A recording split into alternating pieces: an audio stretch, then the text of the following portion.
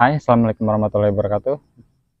Sobat Tani, jumpa lagi dengan kami, Expert Eksperimen Pertanian. Dimana di sini kita akan membahas tentang suatu produk pertanian atau teknologi pertanian, apakah benar-benar bagus dan efektif, atau hanya sekedar promosi dan konten doang. Di video sebelumnya yang ini, kita sudah pernah mengukur tanah yang hasilnya itu sangat ambigu, dimana dia kalau diukur pakai fertility tanah, dia menunjukkan ideal, yang menunjukkan kalau tempat itu subur walaupun pH-nya rendah. Tapi kalau diukur menggunakan TDS, dia menunjukkan kadar yang sangat rendah, cuma sekitar 40-an ppm kalau nggak salah. Jadi di sini kita akan menguji sebenarnya ppm ini mengukur apa. Apakah dia sama dengan fertility tanah ini, mengukur kadar MPK, atau dia mengukur kadar mikroorganisme yang ada di dalam air atau tanah tersebut. Oke, langsung saja kita go.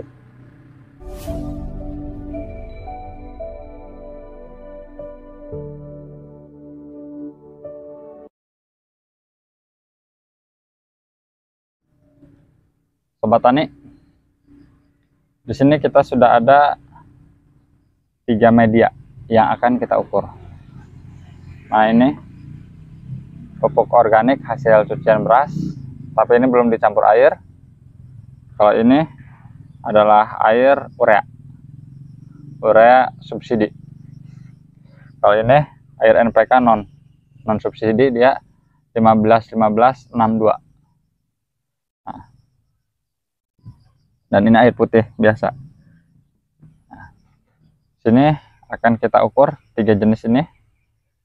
Bagaimana hasilnya jika dia menggunakan fertility dan TDS?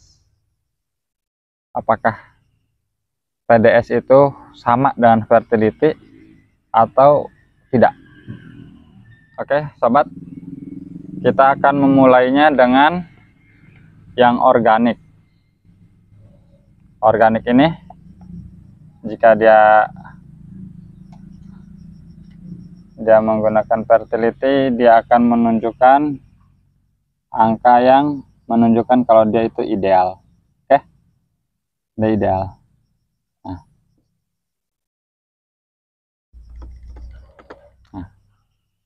kalau urea, dia menunjukkan ideal juga. Oke.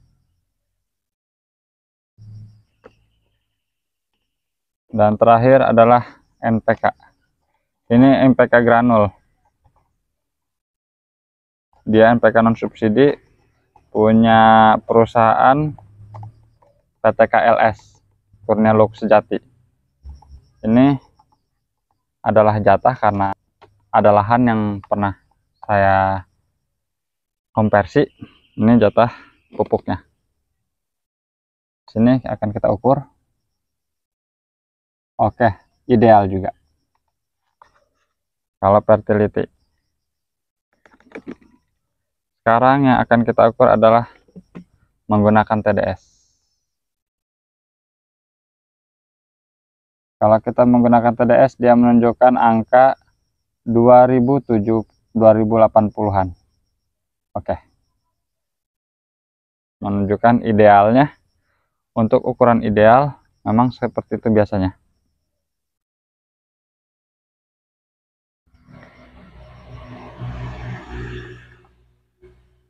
Bagaimana kalau dengan air ini dan urea?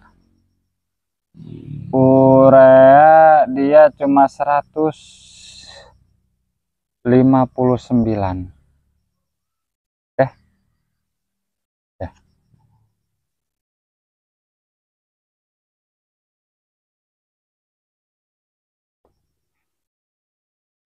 Bagaimana dan MPK ini? MPK ini menunjukkan 9.000. 520. Wow.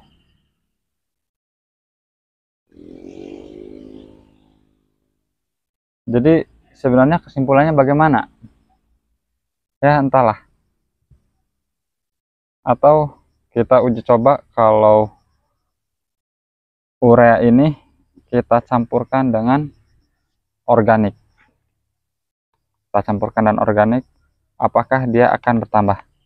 Oke, tadi 179 kan? 179 dan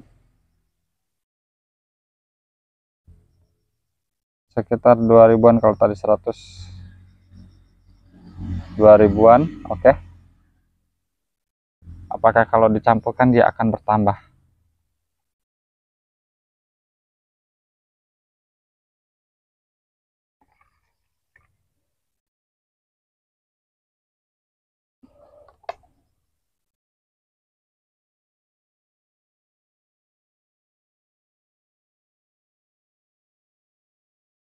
Sekarang dia malah berkurang. Kira-kira apa yang terjadi? Oke.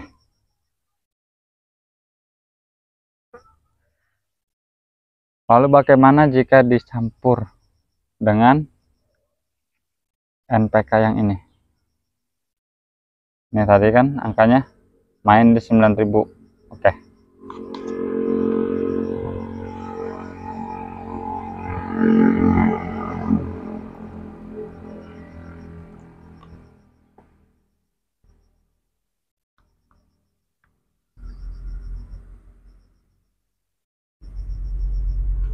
Angkanya malah turun. Ya. Oke.